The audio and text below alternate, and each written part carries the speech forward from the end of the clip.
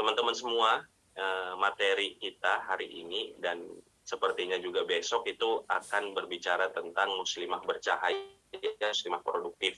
Jadi insya Allah saya akan menyampaikan, saya menulis buku, salah satunya namanya Muslimah Bercahaya. Nah, sekarang lagi sedang masa penggodokan bersama dengan Elbina. Nah, salah satu babnya adalah muslimah produktif. Dan salah satu bagian dari bab tersebut adalah tentang bagaimana muslimah memanfaatkan atau mengelola waktunya.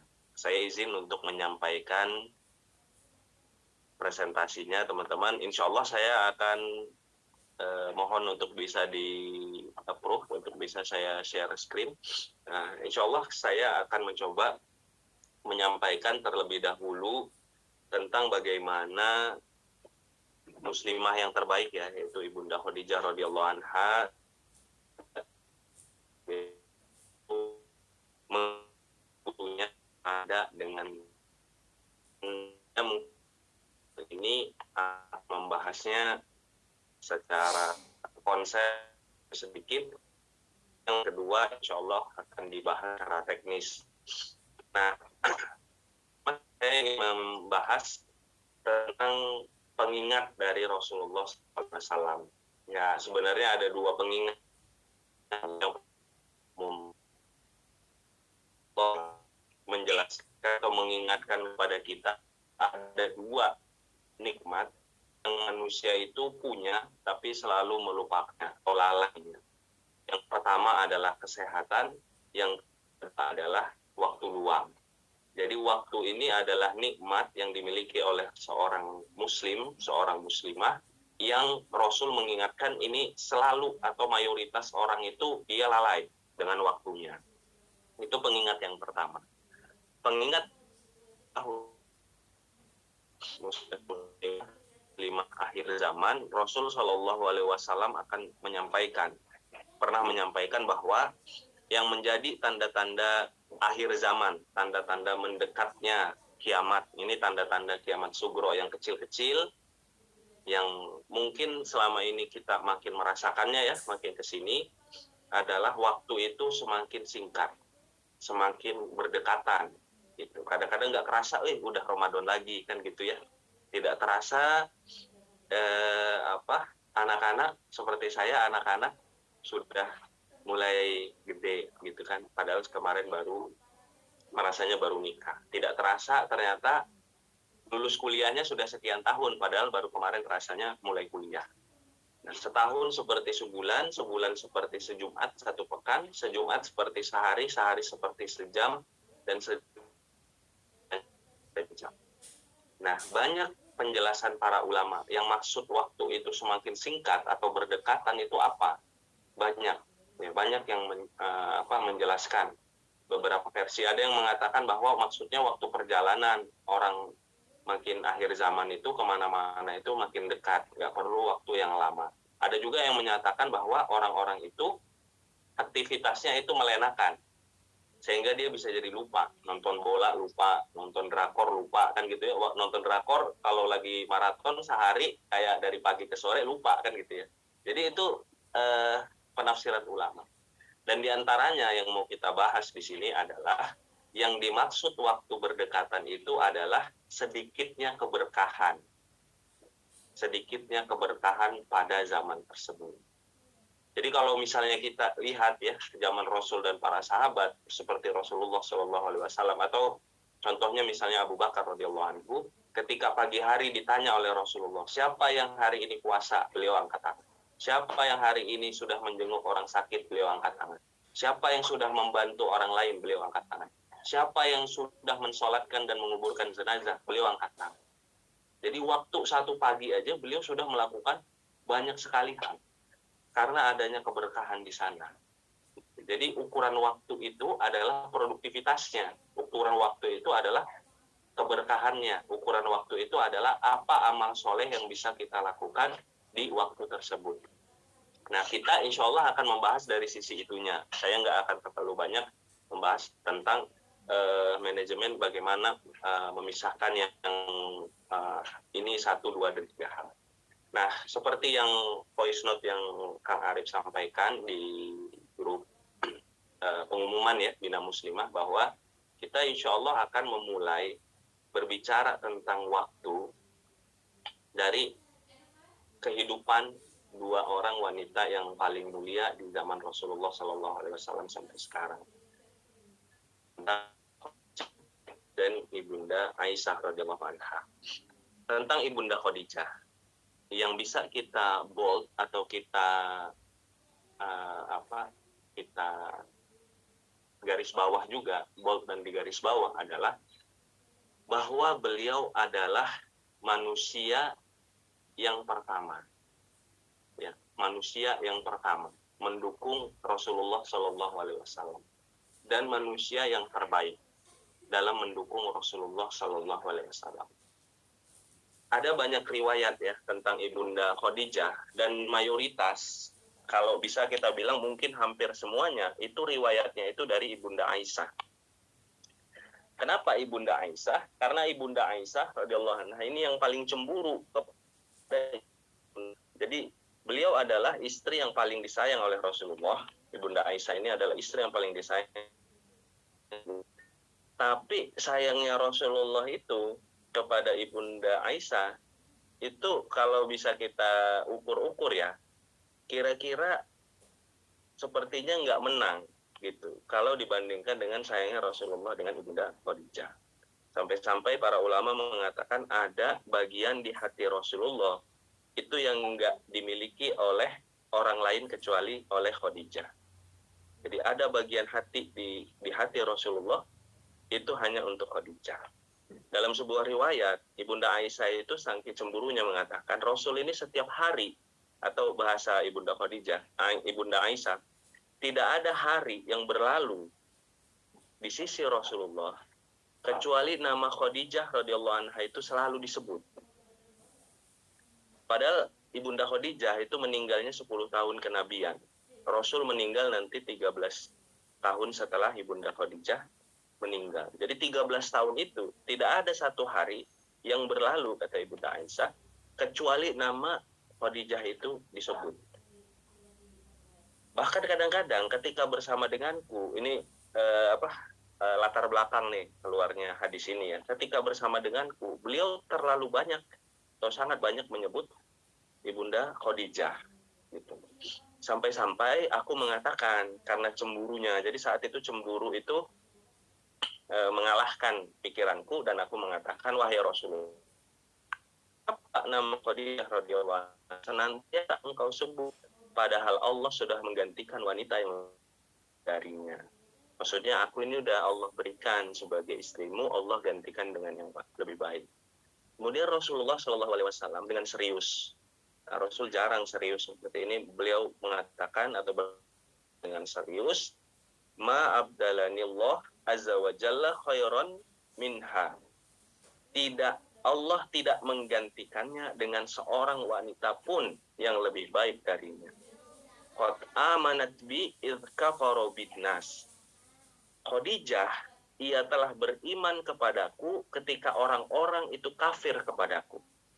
Khadijah adalah wanita pertama, manusia pertama yang beriman kepada Allah dan Rasulullah Sallallahu Alaihi Wasallam. Kemudian Rasulullah Shallallahu Alaihi Wasallam mengatakan, bersabda, wasaddaqatni idz kadzdzabanin nas, dan Khadijah membenarkan aku, wasaddaqatni, dia membenarkan aku ketika orang-orang mendustakan aku. Wawasatni bimaliha idz haramanin nas, dan dia membantuku dengan seluruh hartanya ketika orang-orang menahan hartanya untukku. Wa razaqani Allahu azza wa jalla waladaha idh haramani auladan nisa, dan Allah menganugerahkan anak-anak darinya tak kala Allah menahannya dari wanita-wanita yang lain. Jadi Rasulullah Shallallahu Alaihi Wasallam menjelaskan apa yang jadi kelebihan Ibunda Khadijah adalah beliau adalah yang pertama. Beliaulah manusia yang pertama beriman kepada Rasulullah. Beliau yang pertama membenarkan Rasulullah. Beliau untuk Rasulullah Habib harta beliau ini habis untuk dakwahnya Rasulullah Shallallahu Alaihi Wasallam. Teman-teman, kalau kita mau membayangkan orang yang menafkahkan hartanya di jalan Allah seperti Ibunda Khadijah. Ibunda Khadijah adalah manusia yang sebelum menikahnya adalah wanita yang paling kaya. Beliau julukannya adalah putrinya Mekah, ya, Queen of Quraisy, ratunya Quraisy. Dan teman-teman tahu, 3 tahun sebelum beliau Rasulullah SAW itu diboikot. Diboikotnya di daerah atau padang miliknya Abu Thalib. Dan 3 tahun itu beliau diboikot itu, makannya itu nggak bisa dengan selesa. Orang-orang ketika itu Rasulullah Shallallahu Alaihi Wasallam dijelaskan oleh para sahabat, ketika di masa boikot itu malam hari bayi-bayi itu menangis. Ibu-ibu itu susah untuk menyusui. Kenapa? Karena kaum muslimin saat itu makannya hanya bisa dengan air, sedikit kurma, kadang-kadang makannya hanya dengan rumput-rumput.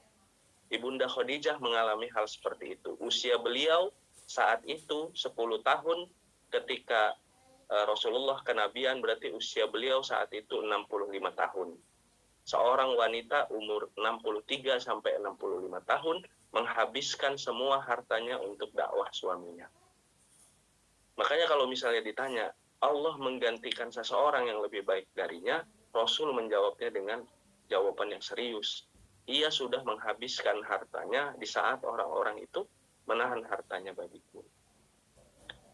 Dan Allah menghadirkan anak-anak bagi Rasulullah, Zainab, Ruqayyah, Ummu Kulsum, Fatimah radhiyallahu anhuma, yang semuanya nanti ada beberapa di antaranya melahirkan cucu-cucu bagi Rasulullah Shallallahu Alaihi Wasallam dari jalurnya Khadijah radhiyallahu anha. Nanti ada anak dari umur lama, hanya berapa bulan, yang lahirkan anak-anak keturunan sampai sekarang. Zuriatnya Rasulullah Shallallahu Alaihi Wasallam adalah dari Ibunda Khadijah radhiyallahu anha. Sahabat-sahabat, teman-teman semua, kalau kita berbicara tentang Ibunda Khadijah, maka berbicaranya tentang bagaimana menjadi yang pertama dalam kebaikan dan bagaimana menghabiskan seluruh energi atau mengeluarkan seluruh sumber daya untuk kebaikan yang sudah Allah tunjukkan. Kalau dalam riwayat-riwayat yang Rasulullah Shallallahu Alaihi Wasallam menjadi kepala kafilah perdagangannya beliau ya, ketika saat itu Rasul umur 25 tahun. Tapi banyak juga sebenarnya riwayat-riwayat yang bisa kita rujuk. Ternyata Ibunda Khadijah radhiyallahu anha ini menemukan memang sesuatu yang spesial pada diri Rasul, bahwa beliau ini adalah orang yang akan menjadi pemimpin nanti di akhir zaman.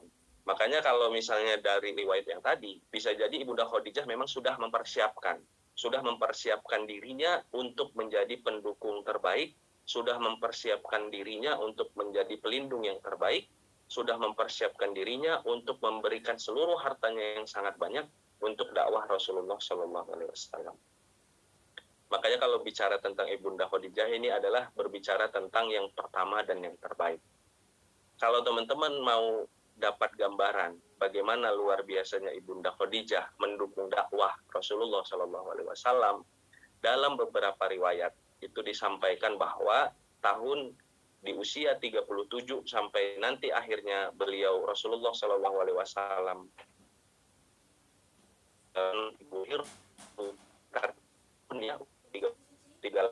Rasulullah itu sudah berulang kali itu ke Jabal ini. Nah, kalau ini di bagian kanan bawah itu ibaratnya kalau di Bandung di Leng gitu ya, atau di Manglayang gitu. Lumayan kan atas dan kelihatan Bandung. Rasulullah Hanus menyepi, memikirkan kaum Arab, masyarakatnya, memikirkan bangsanya dengan segala kejahiliahannya sambil melihat dari atas Jabal Nur. Jadi kalau dari atas Jabal Nur ini yang termasuk paling tinggi, gunung yang paling tinggi di Mekah, dan dari sana itu kelihatan. Nah ini Jabal Nur ini yang di tanda merah nih ya, kelihatan dia beda sendiri tuh, menonjol sendiri dia. Kalau yang sebelah kanan kelihatan gunungnya itu yang dia 45 derajat, tapi tiba-tiba ada menonjol sendiri gitu, khas sekali. Dan ini jaraknya Ibunda Khadijah, kalau ini saya pointer saya kelihatan nggak ya? Kelihatan nggak ya? Kelihatan ya. Nah, lihat.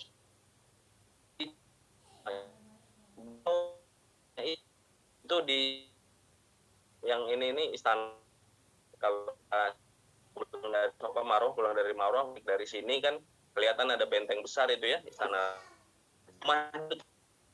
sana sa'i ke sofa dengan istananya raja, rumahnya Ibunda Khadijah dan Rasulullah.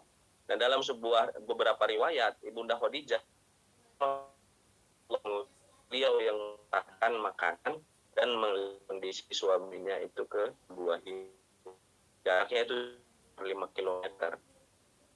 Nah ya, proses gitu kan. Kemarin Gua Hiro lama gitu, naiknya itu lama. Kalau kita agak lama mungkin umroh atau ketika haji mungkin ada kesempatan, tapi kalau misalnya sebentar waktunya itu nggak cukup itu. Dan itu luar biasa bagaimana Ibunda Khadijah menghabiskan waktunya dengan perjuangan untuk mendukung dakwah suami. Lagi-lagi kalau cerita tentang waktu, cerita kita adalah menggunakan waktu untuk jadi pionir dan untuk menghabiskan waktu dan sumber daya kita untuk mendukung dakwah Islam, mendukung tersebarnya kebaikan, mendukung bagaimana agama Allah ini tersebar di muka bumi. Yang kedua, kita sangat dicintai dalam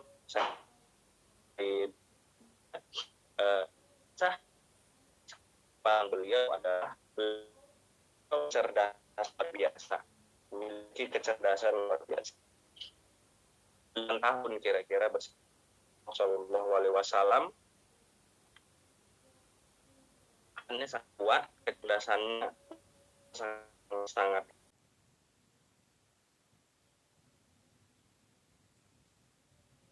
Recording in progress. Tangga Rasulullah ketika dulu hampir semua Bunda Aisyah. Kebayang kalau Ibunda ini meneruskan atau tidak menyampaikan risalah yang disampaikan oleh suaminya, maka kita akan sangat kesulitan untuk tahu bahwa ketika Rasulullah di rumah itu beliau ternyata bantu cuci piring, beliau misalnya menjahit bajunya dan lain sebagainya. Akan kesulitan kita mengetahui bahwa Rasulullah mencium pipi istrinya ketika keluar rumah. Akan kesulitan kita bahwa Rasulullah itu senang disisiri rambutnya oleh istri beliau. Dan akan kesulitan kita untuk mendapati banyak sekali kisah-kisah atau bagaimana Rasulullah ketika di rumah beliau. 2.210 hadis dalam sebuah riwayat disampaikan Ibunda Aisyah radhiyallahu anha menyampaikan 2.210 hadis. Bahkan bukan hanya itu, beliau juga mengerti tentang bagaimana pemaknaan. Karena beliau yang lama bersama dengan Rasulullah dan beliau ngerti bagaimana tentang pemaknaan atau penjelasan dari sebuah hadis. Bukan hanya itu, beliau juga ahli tentang hukum faraid, hukum waris. Bukan hanya itu, kata Urwah bin Zubair ini anaknya Asma binti Abu Bakar, jadi keponakannya Ibunda Aisyah ya. Keponakannya Ibunda Aisyah yang banyak bersama dengan Ibunda Aisyah, dan beliau Urwah bin Zubair ini adalah ulama. Beliau mengatakan bahwa kami menemani Ibunda Aisyah dan aku tidak pernah melihat seseorang yang lebih mengetahui di mana ayat ini turun, kewajiban-kewajiban, sunnah-sunnah, tentang syair, tentang kisah-kisah bangsa Arab, tentang nasab, tentang ini dan itu, bahkan tentang pengobatan, melainkan Ibunda Aisyah. Jadi kalau tadi kita bicara tentang dukungan Ibunda Khadijah dari sisi menjadi yang pertama dan yang habis-habisan menghabiskan semuanya, kalau kita bicara tentang Ibunda Aisyah, kita bicara tentang bagaimana menggunakan potensi yang terbaik ya, kalau bisa dibilang bakat ya, bakat dari Allah itu kita ketahui bakat kita apa, kita ketahui potensi kekuatan kita apa, dan lagi-lagi digunakan untuk mendukung agama Allah. Lagi-lagi digunakan untuk mendukung agama Allah. Pengobatan itu beliau jago sekali Bunda Aisyah ini. Sampai-sampai Urwah itu mengatakan, wahai Bunda Aisyah, kalau engkau ngerti Quran, aku paham engkau bersama Rasulullah. Rasulullah adalah Rasul. Engkau ngerti hadis, aku paham karena dari suamimu hadis-hadis itu dikeluarkan. Tapi kalau pengobatan gimana ceritanya? Kata Ibunda Aisyah, sesungguhnya dulu ketika Rasulullah sakit di akhir hayatnya, maka tabib-tabib dari berbagai suku itu datang ke rumah kami dan aku memperhatikan dan yang membantu untuk mengobati Rasul. Jadi potensi kita untuk belajar itu digunakan benar-benar untuk belajar. Makanya muslimah itu salah satu, kalau mau menjadi ibunda seperti Ibunda Aisyah harus punya karakter pembelajar, senang untuk belajar gitu. Semua dimanfaatkan untuk bisa belajar. Kan itu saat itu tabib lagi mengobati suami beliau kan gitu ya. Bayangkan nggak suami yang sangat dicintai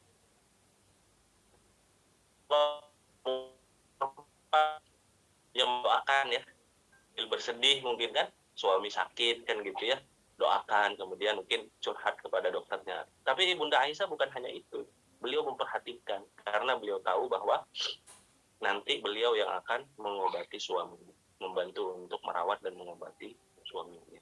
Jadi karakternya itu adalah karakter orang yang nggak bisa lepas untuk belajar. Ibunda Aisyah. Sedikit ya, dua hal itu. Jadi, nah sekarang kita masuk kepada hikmahnya atau pembelajarannya. Bagaimana kalau tadi kan ceritanya ya di awal ya bahwa Rasulullah sudah memberikan pengingat bahwa dua hal. Pertama, waktu luang itu sia-sia, sering disia-siakan. Yang kedua, akhir zaman waktu itu semakin singkat, semakin berdekatan. Maka pertanyaannya bagaimana agar waktu kita itu penuh dengan keberkahan? Ya, tentu jawabannya bukan sekedar sibuk ya. Sibuk untuk apa juga gitu. Sibuk untuk apa?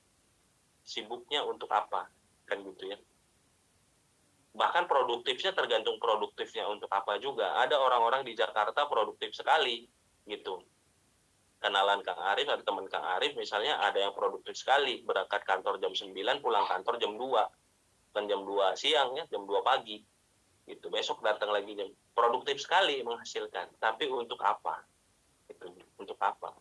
Kalau hanya menjual produk-produk yang nggak baik, malah untuk merusak, untuk apa? Kalau untuk menyiarkan hal-hal yang nggak baik, hanya akan jadi bila syukur kalau hari tuanya masih bisa nyesal, naudzubillah menyesalnya malah di hari akhir, sehingga penyesalan yang nggak ada gunanya. Tapi yang jadi pertanyaan kita, yang paling penting sebenarnya teman-teman, kalau kita mau manage waktu, sebenarnya pertanyaan yang pertama adalah, untuk apa waktu itu kita gunakan? Untuk apa sumber daya itu kita habiskan?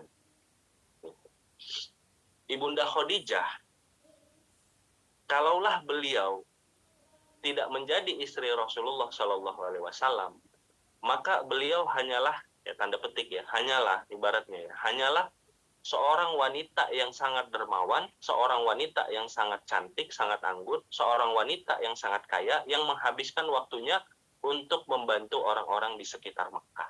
Segitu aja.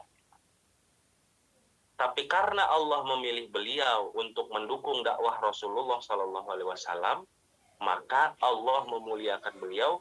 Tidak ada satu orang pun Muslim saat ini hidup, termasuk saya, Teh Sonia, Teh Silvia, Kang Ova, dan lain sebagainya, yang tidak berhutang kebaikan kepada Ibunda Khadijah.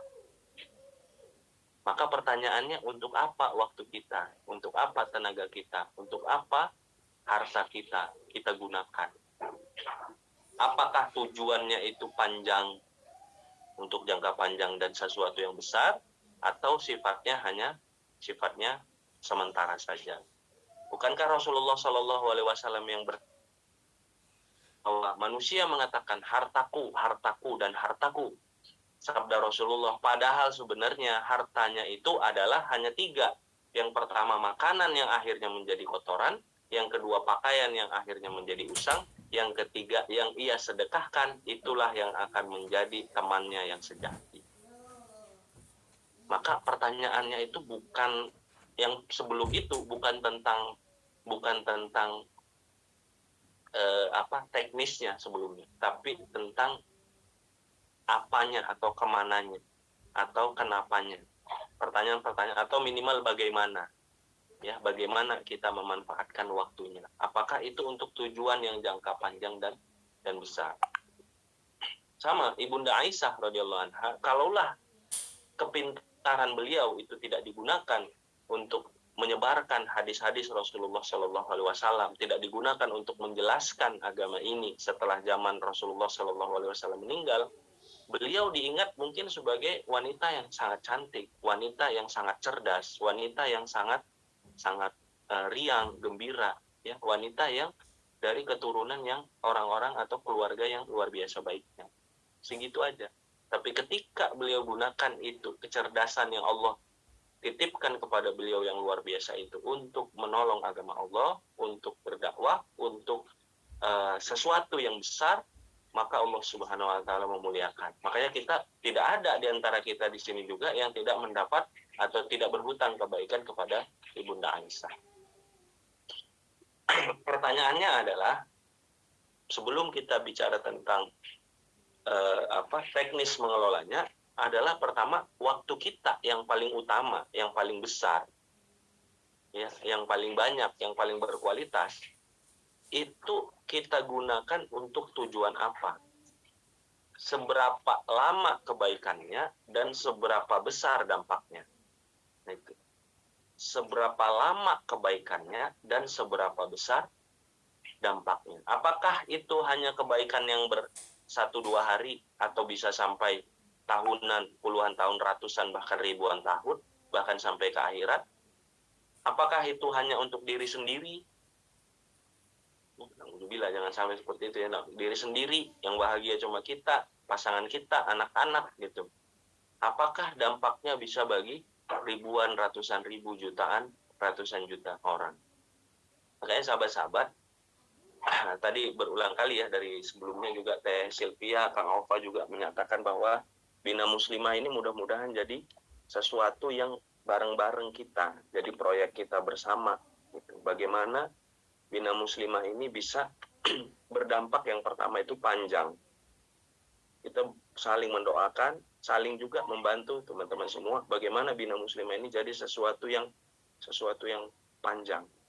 Sesuatu yang kalau nanti ada muslimah di Indonesia, di Malaysia, di Brunei, di Singapura, dan bahkan di tempat-tempat lainnya, yang dia mau hijrah, dia mau belajar Islam, dia taunya atau pertama kali dia cari atau dia datangi Bina Muslimah. Panjang. Dan itu mudah-mudahan sampai ke anak cucu kita juga masih seperti itu. Dan yang kedua, dampaknya itu besar. Makanya kalau dampak besar ini nggak bisa kalau hanya Kang Ova, Teh Sylvia sendiri, teman-teman Elbina sendiri, teman-teman Bina Muslimah sendiri, atau saya sendiri, guru-guru yang lain sendiri. Ini bisa dilakukan kalau semuanya sama-sama menganggap ini adalah proyek kebaikan dan saling di-share. Jadi acara besok itu ada Ustazah Syifa, ya, kemudian ada Ustazah Ari, itu di-share teman-teman. Kenapa? Rasul menyampaikan, barang siapa mengajak pada kebaikan, maka dia mendapat pahala yang sama seperti orang yang berbuat kebaikan. Bayangin nggak, sahabat di sini, Kang Arif sebut namanya ya, di sini ada Teh Resa, ada Teh Devi, ada Teh Husnul dari Karanganyar, ada Teh Rani, ada Teh Anissa Fitriani, ada Teh Mila dari Lampung, ada Teh Mina Makassar, Teh Elsa Bandung, Teh Wena Bandung, dan lain sebagainya. Punya sahabat. Kan biasanya punya gitu ya, circle gitu kan, teman segeng dan lain-lain, punya sahabat. Berapa biasanya? 3, 4, 5. Ajaklah mereka, teman-teman. Ajaklah mereka ikut di sini. Nanti mereka nikah jadi istri soleha. Mereka punya anak jadi ibu yang soleha. Ya. Mereka jadi istri yang soleha, jadi ibu yang soleha. Di antara kebaikannya itu jalannya misalnya dari guru-guru kita yang ada di sini. Diingatkan tentang sosok-sosok yang baik, diingatkan untuk ibadah, diingatkan tentang fikih dan lain sebagainya. memang bukan teman-teman yang berbicara, memang bukan teman-teman yang nyeritain ilmunya, teman-teman hanya mengajak saja, tapi teman-teman dapat kebaikannya. Di antara mereka ada yang punya anak sesoleh Ustadz Adi Hidayat, teman-teman dapat bahagianya. Kenapa? Ngajakin orang itu dapat pahala. Makanya jadikanlah ini sebagai sarana kita juga untuk mengajak kepada kebaikan ke teman-teman kita. Minimal dari teman-teman kita aja, punya saudari, punya teman-teman, punya sahabat, punya teman se-circle, kan enak ya saling ngingetin. Kalau salah satunya nanti lagi malas-malas, dia semangatin dan lain sebagainya. Sebelum nanti circle-nya makin membesar, ya circle pertemanannya makin lama, makin banyak yang kenal, makin membesar. Jadi teman-teman, yang pertama yang perlu kita perhatikan adalah waktu kita itu paling utamanya untuk apa? Paling utamanya untuk apa? Nah, nanti terkait dengan ini, nanti akan nyambung nih ya, bagaimana kita pengelolaan waktu-waktu yang utama itu insya Allah akan nyambung. Nah, selanjutnya, ini ada sebuah hal yang praktis ya. Kalau kaitan dengan tatarannya, bagaimana langsung how to-nya ya gitu. Bagaimana cara melaksanakannya untuk membumikan atau melaksanakan bahwa waktu saya itu adalah untuk tujuan jangka panjang dan dampak yang besar. Bagaimana agar waktu saya itu untuk tujuan yang panjang dan dampaknya yang besar. Nah, teman-teman, yang bisa dilakukan itu diantaranya adalah, saya ingat ya, ada sebuah doa yang disampaikan oleh Syekh, namanya Syekh Walid Basyuni. Beliau tuliskan. Di antara doanya beliau yang banyak, beliau ingatkan. Ini bisa juga untuk doa kita ketika puasa sekarang atau menjelang berbuka. Di antara doa beliau adalah, ya Allah, mudahkanlah aku untuk ada dan berkontribusi pada proyek-proyek sedekah jariah dan proyek-proyek menyebarkan ilmu. Ya Allah, mudahkanlah aku untuk ada di proyek-proyek sedekah jariah dan proyek-proyek untuk menyebarkan ilmu. Kenapa? Karena proyek sedekah jariah, proyek-proyek sedekah jariah ini akan tanda petik memperpanjang umur amal soleh kita. Proyek-proyek menyebarkan ilmu seperti yang Bina Muslimah ini tadi, makanya Kang Arif sarankan ya, ajakin teman-temannya, ini akan memperpanjang insya Allah umur amal soleh kita. Kita nggak tahu siapa di antara kita yang meninggal dunia pertama kali. Tapi kalau kita sudah ajakin teman-teman kita, bisa jadi nih di antara di sini ada yang meninggal misalnya 3 tahun lagi. Tapi teman-temannya yang diajak ikut Bina Muslimah, kajiannya misalnya masih berjalan sampai 20 tahun lagi. Sepanjang temannya itu ikut kajian terus, ikut program pembinaan terus, ya. Kemudian itu buahnya atau jalannya dari ajakan teman-teman meninggal dunia pun mudah-mudahan pahalanya juga masih terus mengalir. Jadi ada 3 hal yang Rasul Shallallahu Alaihi Wasallam sampaikan. Idza matat insan atau bani Adam, in qata'a, terputuslah a'maluhu, kecuali 3 hal. Yang pertama, shadaqatun jariyah, sedekah jariyah. Yang kedua adalah au ilmun yunfa'ahu bihi, atau ilmu yang diambil manfaatnya, ilmunya yang dimanfaatkan orang lain. Atau yang ketiga, yang ketiga ya, awaladun solih yad'u lahu, atau anak yang soleh yang mendoakannya. Jadi ada 3, sedekah jariyah, ilmu bermanfaat, dan anak soleh yang mendoakan. Di tempat yang lain, hadis yang lain, Rasul menjelaskan lebih spesifik. Ada 7 hal yang pahalanya akan terus mengalir meskipun ia sudah berbaring di alam kubur setelah meninggal. Yang pertama di sini itu, kalau di hadis yang di atas yang 3 itu adalah yang keduanya, mengajarkan ilmu. Jadi sama tuh tentang ilmu. Yang kedua sampai yang ke-6 itu adalah sedekah jariyah, mengalirkan air sungai, membuat sumur, menanam kurma, membangun masjid, membagikan mushaf. Nomor 2 sampai 6 adalah sedekah jariah. Dan yang ketiga sama anak-anak yang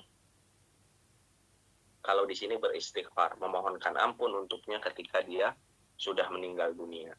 Jadi teman-teman semua, kalau misalnya kita mau berbicara atau mau melihat how to-nya, bagaimana agar waktu kita itu kita gunakan untuk sesuatu tujuan yang jangka panjang, yang berdampak besar, salah satunya Kang Arif sarankan adalah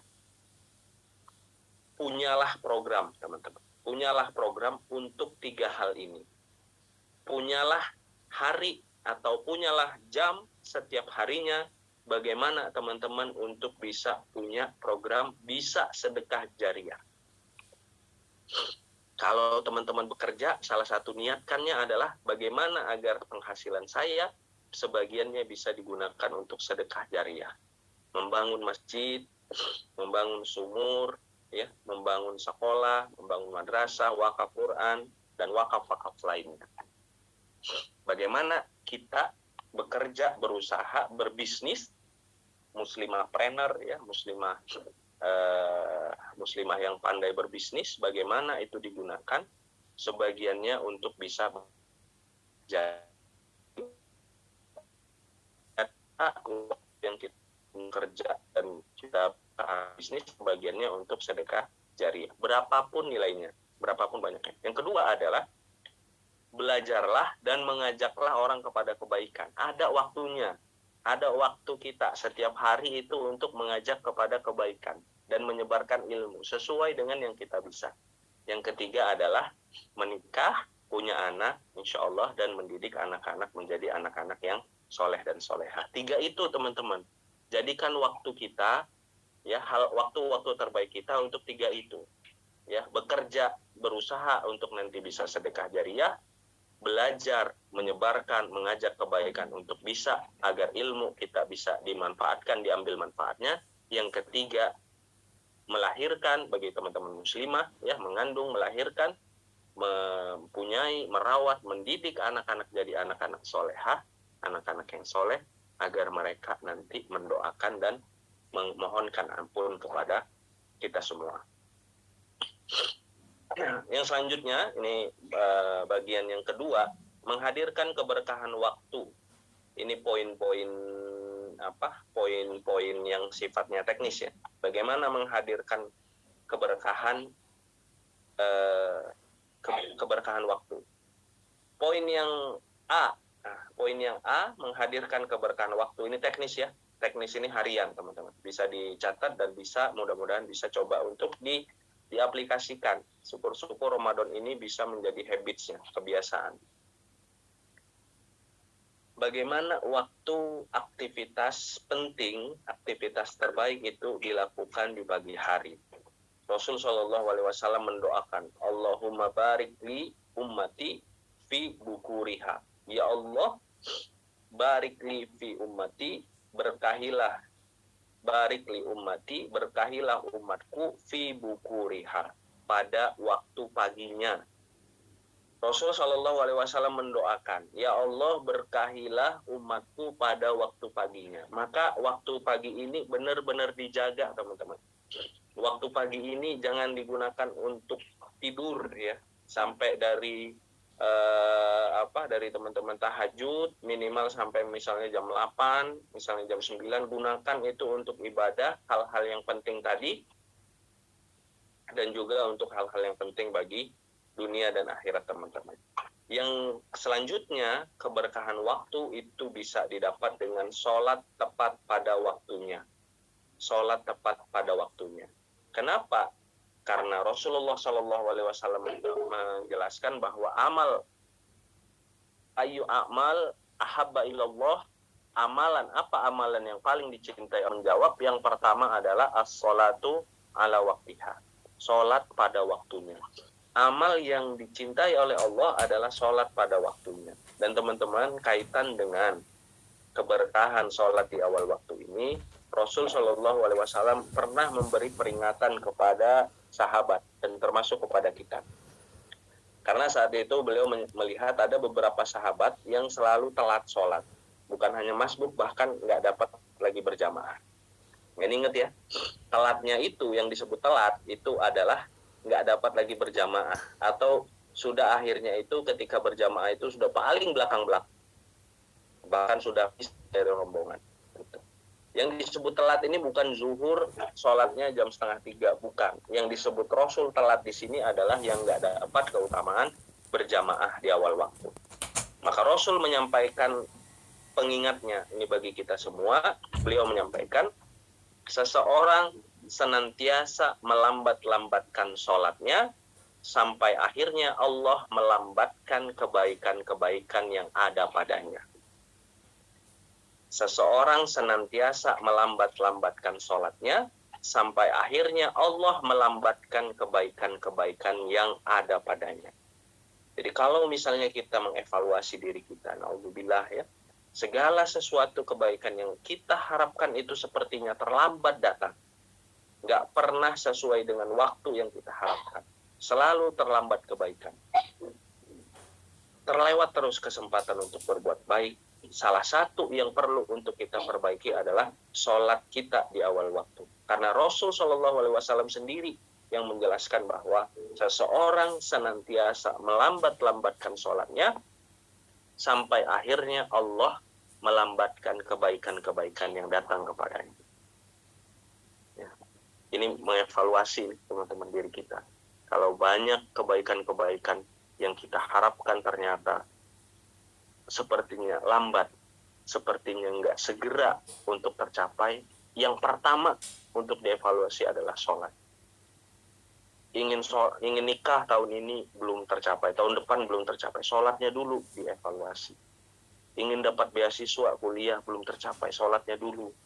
Ingin umroh, ingin menghajikan orang tua belum tercapai, sholatnya dulu. Kenapa? Karena Rasulullah SAW yang tadi memberi peringatan, seseorang senantiasa melambat-lambatkan sholatnya sampai akhirnya Allah melambatkan kebaikan-kebaikan yang datang padanya.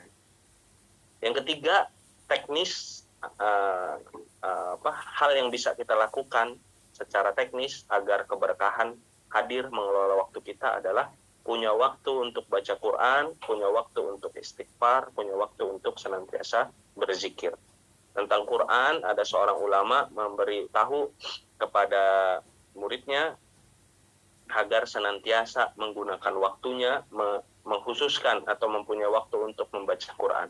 Maka pada sholat, kalau kemarin yang pekan lalu ya sebelum sholat, kalau Ramadan ini ya sebelum sholat, setelah sholat, atau pada subuh agak lama membaca Quran. Kenapa? Karena dengan adanya kita meluangkan waktu untuk Al-Quran, itu kan sebenarnya kita sedang membaca surat cintanya dari Allah. Ya. Kita sedang membaca surat cintanya dari Allah. Yang pertama, kita mudah-mudahan tidak tersesat. Orang yang tersesat itu yang waktunya itu nggak berkah gitu. Kalau tersesat di gunung kan berhari-hari nggak ada gunanya kan gitu ya. Habis saja muter-muter. Nah orang yang jauh dari Quran itu waktunya seperti itu. Seolah-olah sibuk teman-teman. Padahal sebenarnya lagi nyari jalan pulang aja gitu. Seolah-olah sibuk. Orang yang jauh dari Quran itu seolah-olah dia sibuk.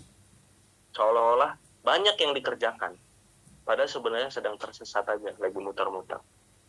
Maka yang pertama adalah baca Quran. Yang kedua istighfar. Istighfar ini membantu kita terkait dengan keberkahan waktu. Kata Syekh Ibnu Taimiyah, kalau saya ada masalah yang sangat sulit, sehingga saya nggak bisa lagi untuk memikirkan solusinya, maka saya beristighfar 1000 kali atau lebih. Sampai akhirnya Allah membersihkan hati saya dan mengilhamkan atau menunjukkan jalan keluarnya bagi saya. Beristighfar, kemudian berzikir. Nah, zikir ini banyak ya, nggak sempat kita bahas. Zikir, intinya banyak zikir yang kalau misalnya kita ketahui teman-teman ilmunya, ada zikir-zikir yang pahalanya itu luar biasa. Zikir yang paling dicintai oleh Allah subhanallah wa bihamdi. Zikir yang ketika Zainab, ketika Rasul berangkat, sepertinya Zainab binti Jahsy radhiyallahu anha, istrinya Rasulullah, ketika Rasul berangkat dari rumah, saat itu berarti lagi gilirannya Zainab radhiyallahu anha berangkat dari rumah beliau menuju ke masjid subuh hari, itu Zainab lagi zikir. Kemudian pulang, Rasul pulang itu kan biasanya setelah syuruk ya, berarti kira-kira 1,5 jam setelah itu masih zikir dengan zikir yang sama. Kemudian Rasulullah SAW menyampaikan, engkau dari tadi zikir, iya. kalau misalnya engkau berzikir dengan zikir ini, sesungguhnya itu bisa mencukupi apa yang engkau baca. Maka baca ini 3 kali. Subhanallah wa bihamdihi adada khalqihi wa ridha nafsihi wa zinata arsihi wa midada kalimati. Subhanallah, ini ada di zikir pagi ya. Subhanallah wa bihamdihi adada khalqihi wa ridha nafsihi wa zinata arsihi wa midada kalimati. Subhanallah wa bihamdihi adada khalqihi wa ridha nafsihi wa zinata arsihi wa midada kalimati. Jadi kita kalau misalnya tahu tentang zikir-zikir ini, itu waktu yang sedikit itu bisa jadi kayak berkah gitu. Bisa mengalahkan zikir sampai berjam-jam. Di poin yang terakhir itu tadi, ada waktu untuk belajar ilmu agama seperti Ibunda Aisyah tadi. Jadi orang yang senang belajar. Kan tadi ya, kalau kita bicara tentang zikir aja, kalau kita tahu ilmunya, ternyata ada zikir-zikir yang dibacanya sedikit, itu bisa luar biasa. Astaghfirullahaladzim alladzi la ilaha illa huwal hayyul qayyum wa atubu ilaihi. Astaghfirullahaladzim alladzi la ilaha illa huwal hayyul qayyum wa atubu ilaihi. Astaghfirullahaladzim alladzi la ilaha illa huwal hayyul qayyum wa atubu ilaihi. 3 kali itu dibaca sabda Rasulullah, menghapuskan dosa-dosa kecil walaupun sebanyak buih di lautan. Yang seperti ini. Jadi ada waktu untuk belajar teman-teman, karena semuanya agama ini adalah dengan ilmu. Dan yang poin yang terakhir juga adalah di sini dituliskan di yang keempat ya, silaturahim. Silaturahim, kalau engkau suka rizkimu diluaskan dan umurmu dipanjangkan, keberkahan waktu ya, keberkahan umur tadi, maka sambunglah silaturahim. Dan yang paling utama kata para ulama, silaturahim yang paling utama adalah kepada orang tua. Jadi teman-teman, kalau orang tua kita jauh, kalau orang tua kita ada di dekat kita, ya jangan pernah merasa waktu untuk kita habiskan bersama orang tua, apakah itu nelpon, atau itu video call, atau kita pulang kampung, waktu, tenaga, rezeki yang kita keluarkan, itu sia-sia. Karena apa yang kita keluarkan untuk orang tua kita, termasuk waktu ya, kita luangkan sehari 15 menit, 30 menit, nelpon orang tua kita. Kalau bisa di rumah, ngobrol sama orang tua kita, memijat kakinya, membahagiakan, senyum pada orang tua kita. Itulah yang akan melapangkan rezeki kita dan akan memanjangkan umur kebaikan kita. Ya, orang tua kita itu jalan keberkahan dari Allah yang Allah berikan kepada kita. Mungkin demikian yang bisa saya sampaikan. Mudah-mudahan bisa bermanfaat. Yang bagian kedua ini bisa dicatat-catat ya, karena ini kaitannya dengan teknis. Yang pertama tadi ya kaitannya terkait dengan filosofis tentang waktu adalah tentang bagaimana kita menghabiskannya untuk apa. Apakah tujuannya jangka panjang dan apakah dampaknya berdampak besar. Maka sebagai penutupnya di sebelum tanya jawab teman-teman, di Ramadan kali ini, khususnya nanti di 10 akhir Ramadan, tanyakan kepada diri teman-teman, ya, apa peran paling besar saya sebagai hamba Allah di dunia ini? Pilih, rencanakan. Bayangannya seperti ini, nanti kalau kita bertemu dengan Allah, kita kan bawa kitab amal soleh kita ya, yang paling indah, yang paling bisa kita bahagia ketika menghadap Allah membawa itu, kira-kira amal solehnya itu apa? Nah, itulah yang teman-teman perjuangkan. Waktu terbaik teman-teman itu untuk itu. Jangan untuk yang lain-lain. Kalau yang lain-lain nanti kayak apa? Hamster yang di putaran roda gitu, seperti capek tapi muternya di situ-situ aja. Karena ujung kita ini adalah kita datangnya dari nggak ada, akhirnya ada dari Allah Subhanahu wa Ta'ala. Allah yang menciptakan kita. Akhirnya kita nanti akan bertemu dengan Allah sendiri-sendiri. Ketika kita bertemu dengan Allah, amal solehnya apa yang akan kita bawa di hadapan Allah? Apa yang bisa membuat kita bahagia ketika kita bertemu dengan Allah Subhanahu wa Ta'ala? Itu jadi PR-nya ya teman-teman. Itulah yang teman-teman pikirkan nanti 10 akhir. Ketika iktikaf itu pikirkan, doa sama Allah, ya Allah tunjukinlah saya apa yang Kau cintai dari saya. Ya, nangis-nangis sambil minta Allah, ya Allah tunjukin saya apa yang Kau cintai dari saya. Tunjukkan, sambil dipikir-pikir, sambil teman-teman tulis, sambil teman-teman kuatkan. Setelah dapat nanti, itulah teman-teman tujuan hidup teman-teman, itulah yang teman-teman habiskan waktu yang paling banyak dan tenaga yang paling banyak untuk itu. Mudah-mudahan semuanya didoakan, kita semua bisa mendapatkan ya sesuatu yang besar itu yang akan membuat kita bahagia di dunia dan akhirat, khususnya nanti kita bahagia ketika bertemu dengan Allah Subhanahu wa taala. Terima kasih.